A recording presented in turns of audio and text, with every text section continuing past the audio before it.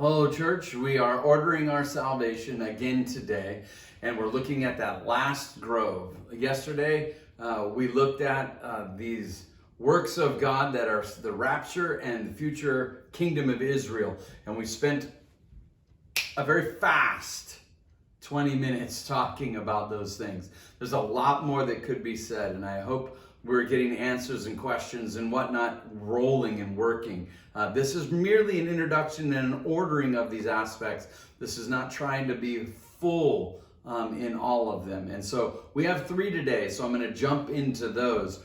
But we're going to look at the resurrection, final judgment, and damnation. And a lot of these overlap from what we saw yesterday. But let's look at the resurrection.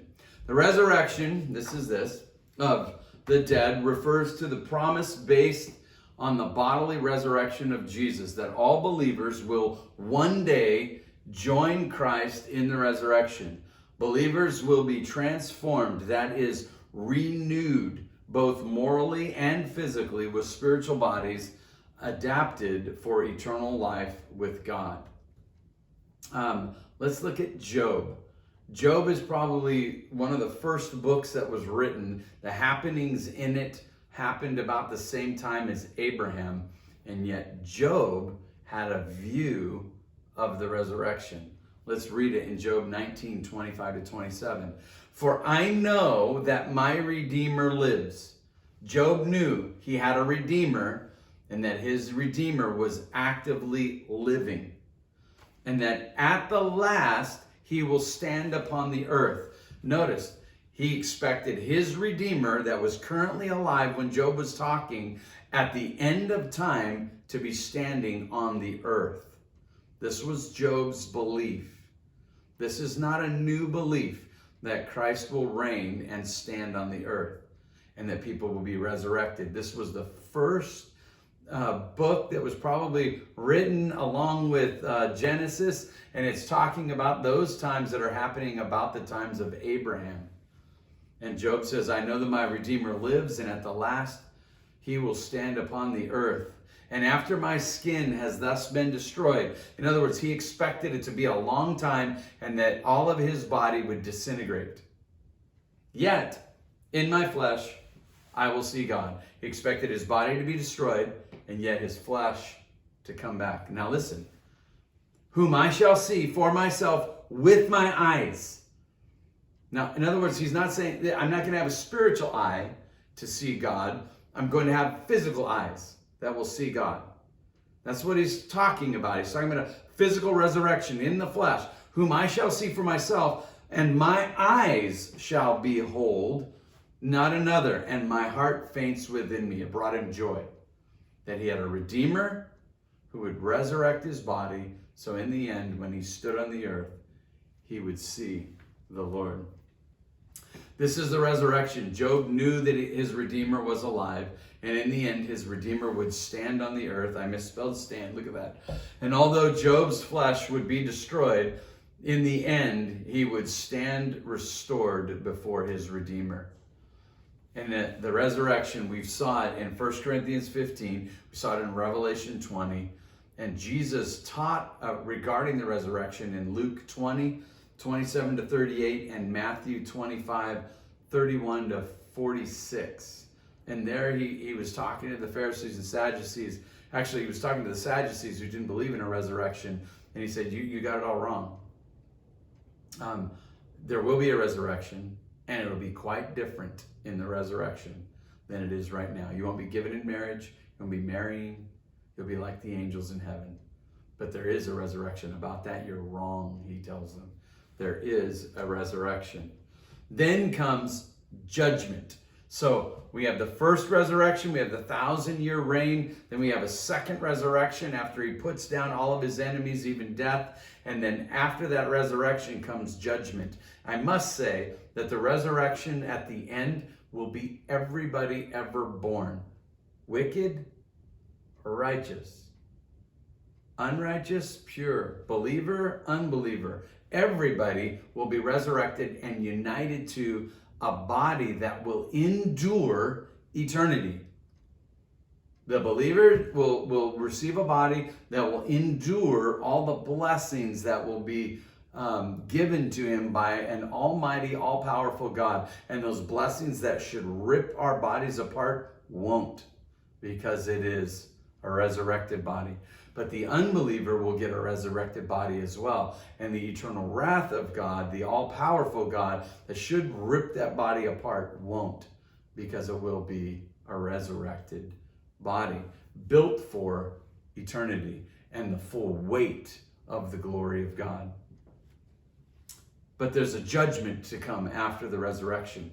The judgment, the future event when God, through Jesus Christ, will judge all people. This is, again, our pocket dictionary. He will judge all people, whether righteous or wicked, for their works done while on earth. Listen to Matthew 25:31-46. It says, when the Son of Man comes in his glory with all his angels with him, and he will sit on his glorious throne. So he's going to bring all of his angels. He's going to sit on his throne. Before him will be gathered all the nations, everybody from all the nations, and he will separate peoples one from another as a shepherd separates the sheep from the goats. So all the nations are going to be gathered before him, all of them. Every person from every nation will be gathered before him, and he's going to separate them. He's going to make judgments about them. And he will place the sheep on the right, but the goats on the left. Then the king will say to those on his right, the sheep, come, you who are blessed by my Father, inherit the kingdom prepared for you from the foundation of the world. Now, blessed by my Father, according to Matthew 16, you're blessed by the Father to recognize that Jesus is the Christ, the Son of the living God. Who do people say that I am, Peter? Some people say this, some people say this. Who do you say that I am, Peter? You're the Christ, the Son of the living God. Flesh and blood did not reveal that to you, but my Father who is in heaven. You are blessed, Peter. So come, you who are blessed, those of you that recognize Jesus is the Christ, and inherit the kingdom prepared for you from the foundation of the world. Notice, from the foundation of the world, you will finally get your inheritance. For I was hungry, and you gave me food. I was thirsty, and you gave me a drink. I was a stranger, and you welcomed me. I was naked, and you clothed me. I was sick, and you visited me. I was in prison, and you came to me. Then the righteous will answer him, saying, Lord, when did we see you hungry and feed you, or thirsty and give you a drink? And when did we see you a stranger and welcome you, or naked and clothe you? And when did we see you sick or in prison and visit you? In other words, the righteous will say, I didn't do that. I don't know what you're talking about. And the king will answer them, truly I say to you, as you did it to one of the least of these, my brothers, you did it to me. Now he explains that at that moment in history, when you're standing before the Lord, you'll go, I don't deserve it. What I did was not deserving of what I'm getting. Then he will say to those on his left, depart from me. You are cursed into the eternal fire, prepared for the devil and his angels. For I was hungry, and you gave me no food. I was thirsty, and you gave me no drink. I was a stranger, and you did not welcome me. Naked, and you did not clothe me. Sick and in prison, and you did not visit me. Then they also will say, Lord, when did we see you hungry or thirsty, or a stranger, or naked, or sick, or in prison, and did not minister to you? Wait a minute. If I'd have saw you, I'd have done that. Then he will answer them, saying, truly I say to you, as you did not do it to one of the least of these, you did not do it to me. And these will go away to eternal punishment, and the righteous into eternal life. Now notice. We're going to get to damnation and glorification in a little while, but just notice this. Eternal punishment is put next to eternal life. So if I'm living forever, I will be punished forever. Eternal, if that is a time component, then it's a time component that is the same for both. There is a judgment, and the judgment go into eternal punishment, and the righteous into eternal life. So the judgment, the Son of Man is the judge. Everyone from every nation is judged individually, and only two categories, sheep and goats, approved and condemned. That's the final judgment. The unrecognized works. Unrecognized works. People will say, I didn't do it. I don't know what you're talking about. We know according to Revelation 20, 12 and 15, that those people are saying, I don't know what you're talking about. He'll say, your names are written in the Lamb's Book of Life. Come into the kingdom. Eternal punishment. The eternal punishment, your name's not written in the book of the life, so I'm going to review everything that you've done in your life. Everything that you've ever done will be recorded, it will be talked about, and you will go away into the lake of fire. And according to Revelation 20:10, there'll be torment forever, day and night, forever and ever, is what it says. And then those who are in the Lamb's Book of Life will go into eternal life. So there's a judgment, eternal life, or eternal damnation. Righteousness goes into blessing, and unrighteousness into eternal wrath. There is a coming judgment. There is a judgment. It has consequences affecting individual life forever. No one sense. God has elected and predestined this. Names in the book. In one sense, in one sense, God has elected and predestined all of this. The names are in that book.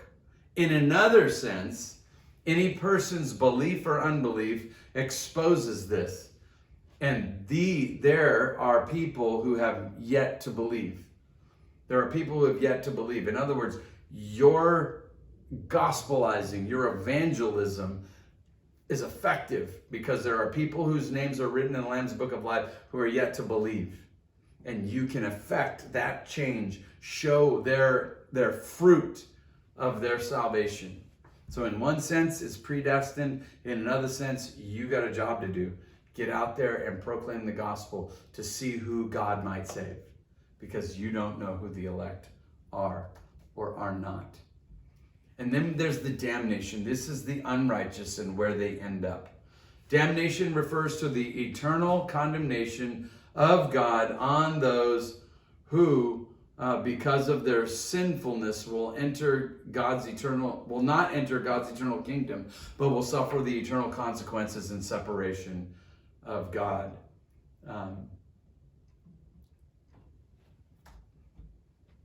And these will go away into eternal punishment, but the righteous into eternal life. So there's eternal punishment. The eternal punishment. It's a punishment that goes on forever. Revelation 20:10, and the devil who had deceived them was thrown into the lake of fire and sulfur, where the beast and false prophet were. The beast and false prophet are men, and they will be tormented day and night forever and ever. So men and angels will be thrown into the lake of fire, and there will be torment upon them day and night forever and ever. That is damnation. Matthew and John are clear. Damnation is a conscious and everlasting punishment placed upon those who refuse to believe God about Christ, who refuse to believe that Jesus is the Messiah, the Son of God, who refuse to believe that he is the name above all name and the only one who can effectively save. They refuse to believe that. They end up in this damnation. That's not an easy place to end. It's not. But I'm out of time for the day. So I'm going to end. But the positive side is this. The gospel saves. The gospel saves. And all you have to do is tell people the gospel. And if they believe, they're rescued from this. If they refuse to believe, they will find themselves there, whether they believe it or not. So in ordering our salvation, we're halfway through that last grove. Tomorrow, we'll take a few more from that. But have a good day for today, church. I'll talk to you tomorrow. Bye-bye.